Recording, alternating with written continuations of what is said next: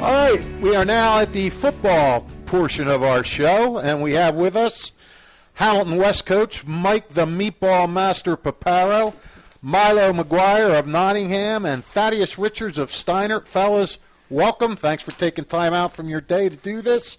And, Pap, we will start with you first. Your team's coming off a tough 2-win season. You weren't hit too hard by graduation, but you did have a few key losses. So the experience and potential, is it there for an improved season? Yeah, we should be okay. Everybody's been working hard, and we lost 10 seniors. The good thing is that when you are struggling through a poor season like that, we were giving everybody that we could find a shot to produce. So, we have plenty of kids coming back with experience. We ended up playing a lot of sophomores, even some freshmen last year. So, we lost some key pieces, but we feel good about what we have coming back with experience. All right. Why don't you, let's see, one of your key guys back is Brian Boswell, who's been playing for, seems like forever. He rushed for over 600 yards last year, and I think he's a kid that everybody's kind of waiting to see explode like his brother did. But you got to take some of the pressure off him. Well, that's the thing, and Kevin had some great blocking when he was playing here for us. Brian hasn't had that luxury really. We're trying to change that this year. Made some changes to the offense and try to get him a few more running lanes. But teams the past couple of years have known that he was the guy. We have some weapons this year where we think we're going to be able to get him some more room and spread the ball around a little bit so that he's not the one that everybody's going to key on. All right, and Colin Bressler back at quarterback. I guess he got some snaps last year, played some games. Is he your guy this year? Or? He's the guy. He's working hard in the classroom, on the field. Real student of the game. He can make damn near every throw that you need on the football field. He's got that confidence now too. He's a real leader. But he's the guy, and he's looking great. All right. Give us some other names that we should be on the lookout for. Carmelo Brown at receiver. We actually have, nice group of receivers. Carmelo Brown, Deshaun Jones, Brandon Boswell. What year are those guys? So Brandon's a senior. Deshaun and Carmelo are both juniors. Okay. DeMario Marshall is a little bit of a, he's kind of a utility guy for us. He's a senior. Christian Eagleton and Daniel Figueroa are both running backs. Figs is a senior. Eagleton's a junior. Brody Hunt's coming back. We even have Tazi is a soccer player who switched over. He's going to play some football for us, play some tight end receiver maybe for us. All right. So we're not a kicker. No, we're set at kicker. Grady Schaefer. He's putting 50 yarders in practice. So, he's a junior. Last year he was unfortunately one of our best weapons. Because he was punting enough. But we have a nice amount of guys there who should all be contributing. All right. Oh, Matt Brescio too, playing tight end and linebacker for us. Okay. Can't say enough about him. Eagleton's a pretty good linebacker, isn't he? Yeah, Eagleton and Brescio, along with Brandon Boswell, they're the three linebackers for us. Probably the best linebacking core that we've had since the Krantz brothers and Tolu Adiaga about 4, 5, 6 years ago. So we're excited about them. Right. All right, thanks, Pep. Milo, let's move on to you here, buddy. And you only had 3 wins last year, but you did manage to upset Notre Dame. That was a big win. You got into the state playoffs. Unfortunately, you graduated some key players, and you were hit by a tough transfer loss. So just give me an assessment. Give me an assessment of both sides of the ball, what you expect to see from this team this year. So we did get hit with some losses, but, we're very young, and these guys are, just like Coach was saying, they're coming to practice every day, and they want to play. Like, sometimes it's addition by subtraction, really.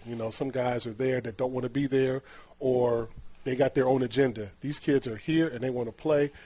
My secondary is coming back, and they all were starters last year, so I feel comfortable with those guys. My D-line is coming back. Linebackers, we got to see if they can play. And as far as offensively, I got a 3-year starter in Dante Vasquez, so he's taking control of the offense and putting guys where they need to be. So that's what you expect out of a senior. Right. So I'm happy with the with the progress that we're making. Yeah, I mean, he's had a few growing pains. You know, he had some great games last year, followed by some tough games. But this experience has to help. Now he's a senior. What kind of year are you expecting from him? I think he's going to progress and get better. His maturity level is so much better than it has been the last 2 years. Just the simple things in practice where he's calling out the plays and saying, you know, telling the coaches, we need to do this, we need to do this. He's taking ownership. And sometimes, you know, in all facets of life, when you start to get the responsibilities and you take ownership, you take things a little bit more serious. Right. And I think he's going to have a much better season. It might be a breakout season for him. Just give me a general outlook of your guys. What do you see as the strengths offensively and defensively, both sides of the ball? Offensively, everything is predicated on our perimeter. So I believe offensively our strength is our perimeter. Our receivers are the same guys as our secondary. You know, Ted Mondesir, he got hit with the injury bug last year, but he's coming back, 3-year starter. You know, James Rumpf is a junior, and he's going to be the guy to watch in the county as far as on our team. You know, you got some seniors that this their time to shine now. And on the flip side, on the secondary, they're the same receivers. So you got Ted, got James. Ricardi Jean is coming back. He's a returning starter. So my perimeter is we got some guys out there. Okay, how about in the trenches? Any guys you want to point out? Well, defensively, my whole D-line is coming back.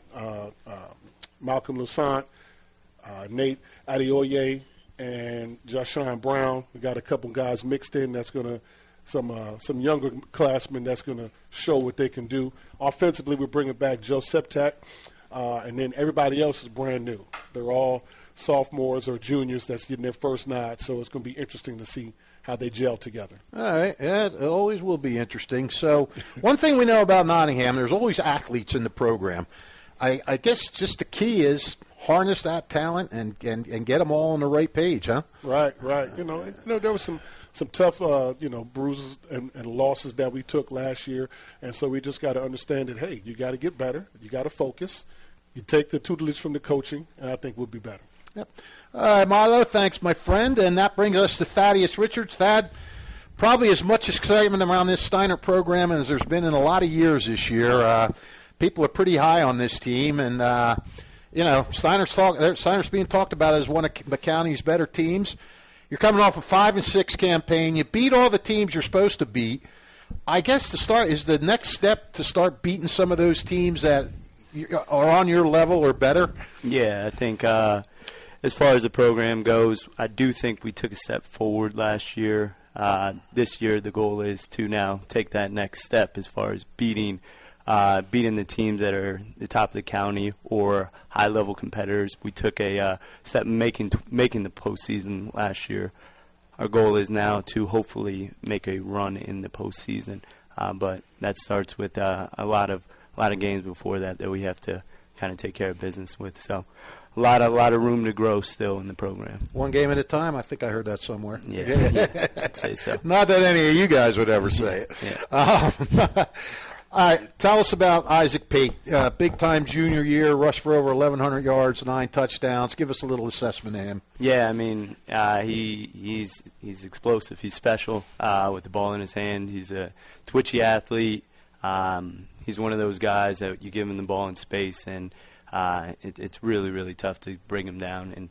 And he makes us better in practice every day. So I can't say enough good things about his performance on the field, and now we're seeing a lot more growth as far as his ability to play within the team and the scheme as well. So yeah, and he and his brother, Isaiah, his twin brother, they give you some pretty darn good defensive backs back there, don't they?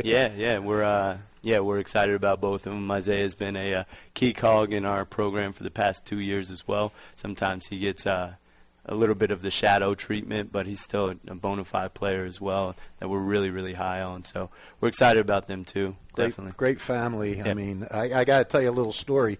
Last year during the Thanksgiving game, I was, singing their praises, and I said, they live in my development. They live 2 stories up. Yep. And I said, maybe if I'm nice enough, they'll invite me to their house for Thanksgiving dinner today. Well, obviously I'm joking around. Yeah. So we have our dinner, and we're watching the football game, and I hear a knock on the door, and it's the two twins, and they have a plate in their hand. That's it. And they're like, my mom heard what you said on the game. She wanted to know if you wanted some food. Yeah. I was stunned. I was like, yeah, they are. They're genuine human beings. Like who you talk to is who they are. Yeah. To the sense of the core, and they're really, really good people. For sure. Another strong two-way player you got, Mekhi Blackstone, 29 catches, 300 yards, led the team, 59.5 tackles, 3 interceptions. Nice weapon to have, huh? Yeah. I mean, Mekhi, he's one of our captains this year. Yeah, I feel like we've just hit the tip of the iceberg with him as well.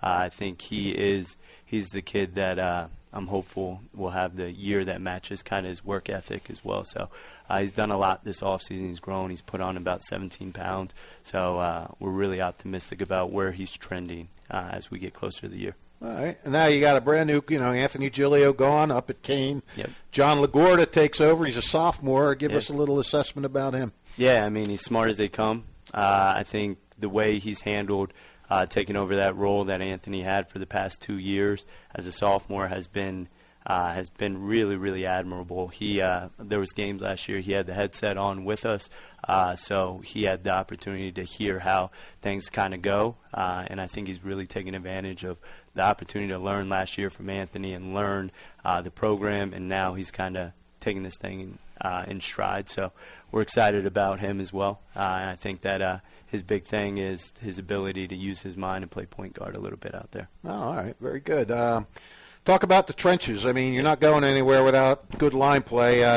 Jamel Kaparwe seems to be, one of the better guys in the county. Yeah. I mean, another one of our captains. Jamel is he continues to grow physically and ability-wise. It feels like he grew another 2 inches this year. And he's put on now weight. He doesn't have as much baby weight on him. He looks lean. He's really committed to the weight room. So, I mean, it's really I don't know how to temper expectations with him because he has done the work that says he should have such a good year. So we're excited about kind of the work he put in to get to where he's at. All right. Anybody else on the lines that you might want to bring up? Yeah, no, Gabe Pinnenbach. He's a 2-year starter for us. Another one of our captains. He's the leader amongst that group as far as just keeping things calm, cool, collected, and kind of the voice of reason within them. So without him, we don't go.